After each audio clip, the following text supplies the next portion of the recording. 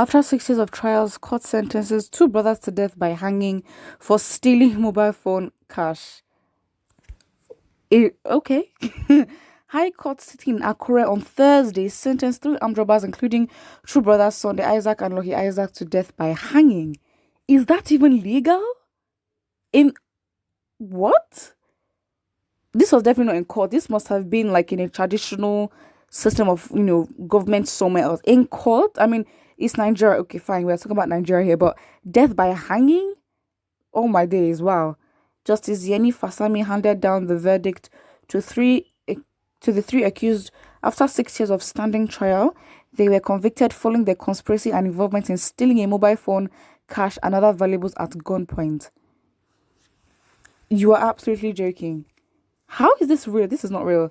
This is scripted. It's not true. I don't believe it. Fasami produced that the two brothers and one other convict, Ovi Nana Friday, should be hanged to death, Tribune reports. The two brothers, who claim to be farmers and Ovi, an Okada rider, armed with dangerous weapons on the 11th of December 2013, allegedly robbed many residents of Ondo and carted away with their properties, including a motorcycle. The three accused were arrested in 2014 and were first arraigned by the state on a 5-count charge, which included conspiracy and serial robberies. But the charges were amended to 6 by the leave of court via the amendment information April 2019. The offences for which they were docked are contrary and punishable under the criminal laws of the state and robbery and firearms laws of the federation. So you have to hang them. How has our country deteriorated? I mean, we never even had prison systems because the crime rates were so low. And then to this, death by hanging. Even this, we need to question this system of government. Is it ours or we just adopt? I mean, well, she adopted, to be honest. The prosecution, led by the chief legal officer in Ondo State Ministry of Justice, Olusegun Akeredolu, called for 4 witnesses and tendered confessional statements of the accused admitted after trial within trial. The defendants, represented by Mr. Samson Iluyemi, gave evidence for themselves but tendered no exhibit. In his judgment, Justice Fasami said the court was convinced beyond doubts that the three accused were guilty. They were convinced by... okay, accused were guilty and were sentenced to death by hanging. I don't believe this is true because I'm so... It's so...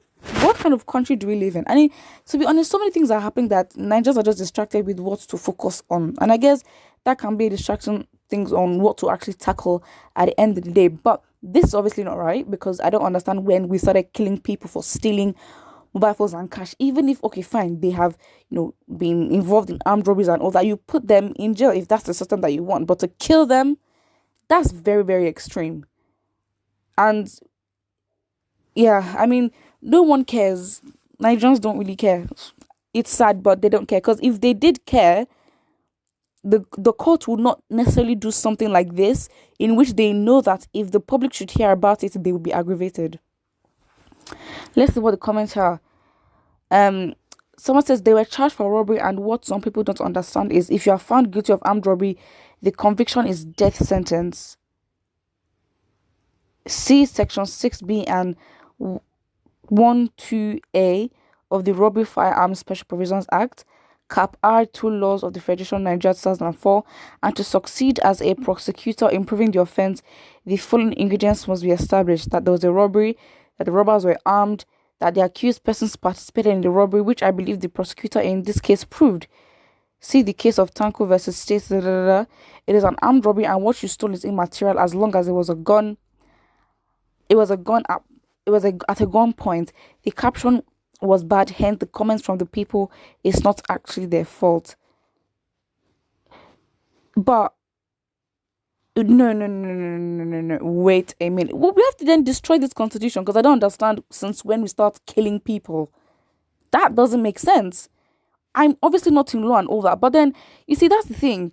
That's why we're also disconnected and Nigerians are so confused as to where to start. Democracy or this constitution, whatever, has so many loopholes. I can't even believe you see who has the right. The court has committed an offense. You don't kill people.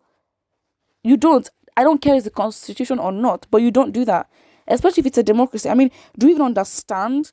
Because if we don't personally feel connected to the laws that have been established, because at the end of the day, there's just this constitution made by who?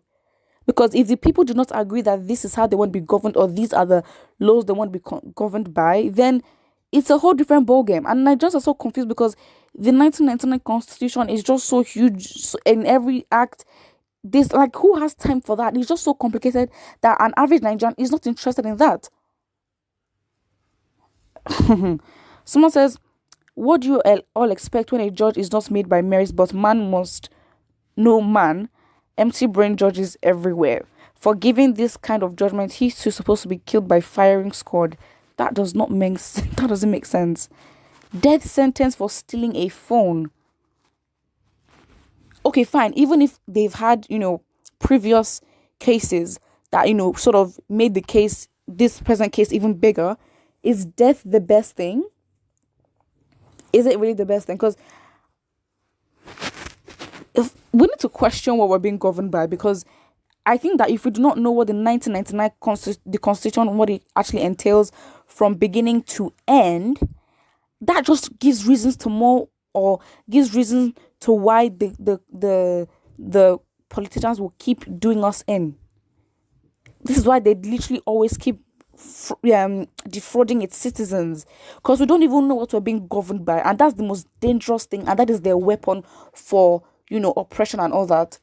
But then again, Nigerians do not care. Why? Because again, to be honest, the average Nigerian life is very, very stressful, and there's just so much to deal with. But then again, I think that mentality of hardship and suffering has gotten into us that we think it's a norm. It is not a norm. It is your land. You have to decide the kind of life you want to live, especially when you're not living in a foreign place where technically you don't necessarily hold the power. It is your land, and why are you suffering in your own land?